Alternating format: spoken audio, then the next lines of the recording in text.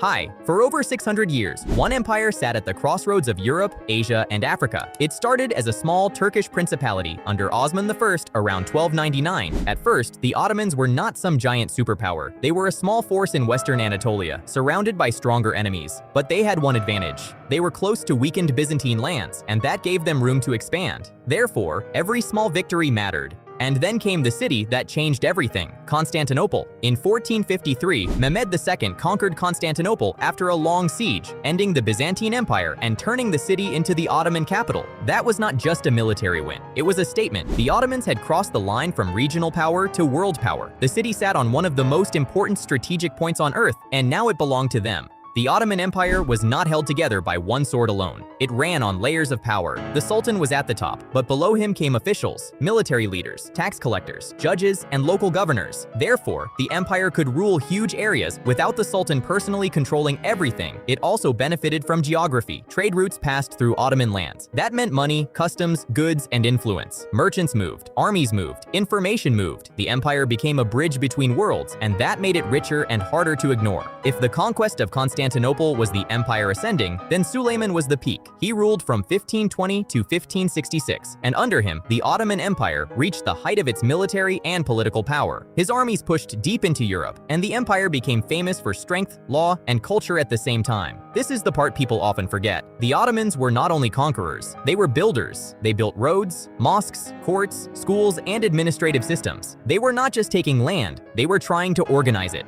Therefore, the empire did not just look powerful, it was powerful. Every empire has the same hidden weakness. The bigger it gets, the harder it is to hold together. More land means more borders. More borders mean more enemies. More enemies mean more wars, and wars cost money. The Ottomans faced rising pressure from Europe, internal competition, and changing military technology. The world was moving faster. Trade patterns changed. New powers grew stronger. The empire was still huge, but huge does not always mean healthy. And then came the final blow, World War I. The Ottoman Empire entered the First World War on the side of the Central Powers, and that decision ended up being disastrous. The war drained the empire, broke its control over key territories, and made collapse unavoidable. After the war, the Ottoman Sultanate was abolished in 1922. That was the end of the empire as a political system. So the empire did not disappear in one day. It did not fall because of one battle. It weakened for centuries, survived by adapting, and then finally collapsed under the pressure of modern war and political change. That was the Ottoman Empire, one of history's longest-lasting empires. Leave a like and follow for more quick history.